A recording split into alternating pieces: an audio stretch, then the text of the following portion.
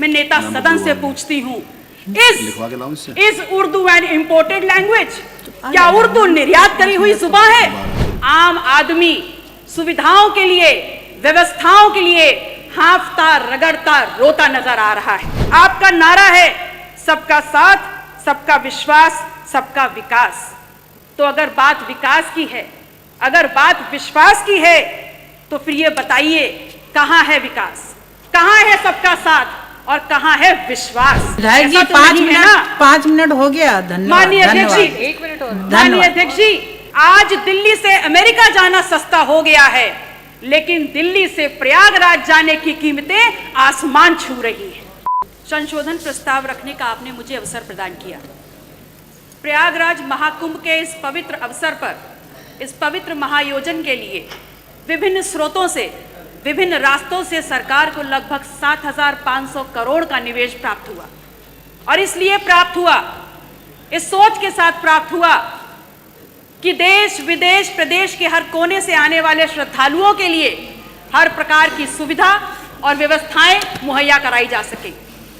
लेकिन कहना गलत नहीं होगा कि सरकार को चलाने वाले लोग और उनके चंद मुट्ठी भर अभिन्न मित्रों के लिए ये महाआयोजन आर्थिक वरदान साबित हुआ है।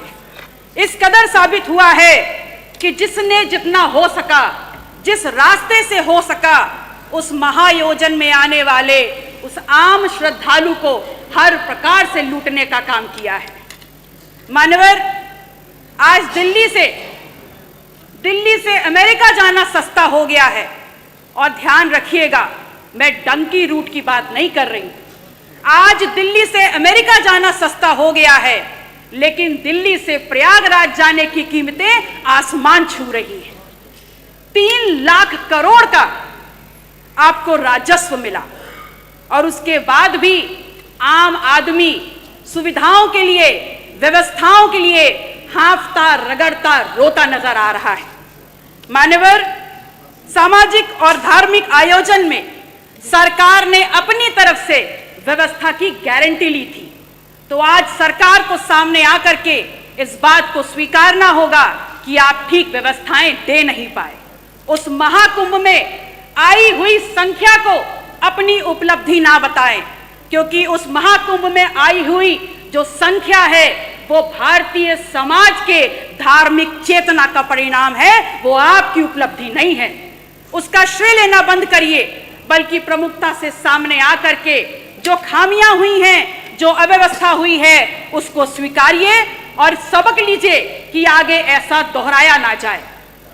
मानवर, समता समरसता के तथाकथित संदेश के साथ इस महाकुंभ का आयोजन सरकार ने किया।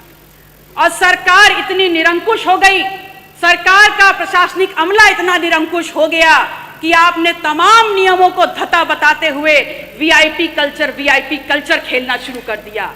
और इस कदर उसको आगे बढ़ा दिया कि वहां पर वर्गीय विभेद के कारण अव्यवस्था और वहां पर भगदड़ की भेंट चढ़ गया।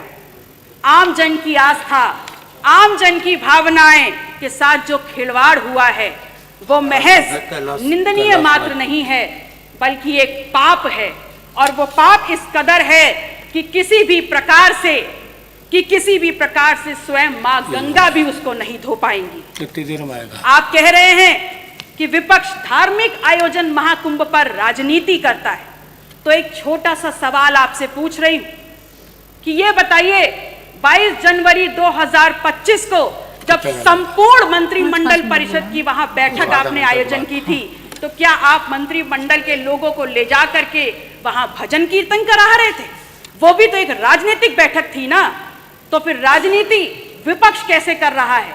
असल में राजनीति कंप्लीट 100% शुद्ध राजनीति तो आप कर रहे हैं, और उसमें भी इस कदर राजनीति कि आपने वहां पर भी, उस पवित्र स्थल पर भी पिछड़ों को पीछे ही छोड़ दिया। आपका नारा है सबका साथ, सबका विश्वास, सबका विकास। तो अगर बात विकास की है, अगर बात विश्वास की है, तो फिर ये बताइए कहां है विकास, कहां है सबका साथ और कहां है विश्वास? सच्चाई ये है कि तथाकथित सरपट दौड़ती विकास की इस ट्रेन को पकड़ने के चक्कर में बहुत सा सामान प्लेटफॉर्म पर पीछे छूट गया, और जो छूट गया उसमें है इस प्रदेश की आधी आबादी की सुरक्षा। जो प्लेटफॉर्म पर छूट गया वो है नौजवानों की नौकरी का सपना, और जो पीछे छूट गया उसमें है शब्दों की मर्यादा और हमारा अदब। शायद इसीलिए उस दिन सदन में जब विपक्ष के द्वारा विधानसभा की कार्रवाई में उर्दू को सम्मिलित करने की बात की गई तो यहाँ पर अशोभनीय और असंसदीय भाषा का प्रयोग किया गया। तो एक सवाल सीधे सीधे माननीय अधिष्ठाता महोदय, आपके मार्फत आपका संरक्षण लेते हुए मैं नेता सदन से पूछती हूँ, is Urdu an imported language? क्या उर्दू निर्यात करी हुई जुबान है? और या फिर क्या ऐसा है कि जब मुगल घोड़े से भारत में आए तो अपने पीछे उर्दू को बैठा करके लाए? विधायक जी, 5 मिनट हो गया। धन्यवाद। माननीय अध्यक्ष जी, 1 मिनट और। माननीय अध्यक्ष जी, मैं सिर्फ इतना कहना चाहती हूँ कि महामहिम राज्यपाल ने हालांकि थोड़ा ही भाषण पढ़ा, पर मैंने देखा हर छोर पर भारत प्रथम स्तर पर है। बड़ी प्रसन्नता हुई, और अगले ही पल ये भी समझ में आ गया कि माननीय राज्यपाल महोदय की क्या गलती है, वो तो बहुत दूर से आई हैं। असल में उनको जो झूठा सच्चा लिख के दे दिया गया उन्होंने पढ़ने का काम किया। अगर सच्चाई समझना चाहते हैं तो समझ लीजिए कि NCW के 2024 के आंकड़ों में उत्तर प्रदेश यदि फर्स्ट है तो महिला के ऊपर और अपराधों में फर्स्ट है। अगर फर्स्ट है तो बाल यौन शोषण के मामलों में फर्स्ट है। कल प्रदेश के मुखिया जब सदन में बात कर रहे थे तो कुंभ में हुई दुर्घटना पर षड्यंत्र की उन्होंने एक तरफ इशारा किया। उन्होंने बताया कि खिलाफ साजिश हो रही है उनकी सरकार के और उनके खिलाफ। तो ये सवाल सिर्फ उनका नहीं है, पूरे विधायक जी धन्यवाद। मैम 30 सेकंड खत्म हो रहा है। लास्ट माथे पर कलंक लगा है।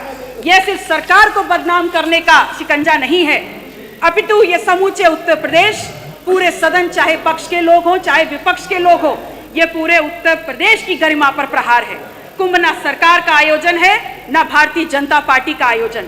ये कुंभ भारत की सांस्कृतिक विरासत है, भारतीय समाज के विभिन्न आध्यात्मिक विचारों का आयोजन है, और उत्तर प्रदेश सदैव इस आयोजन की आने वाले श्रद्धालुओं की मेजबानी करता रहा है।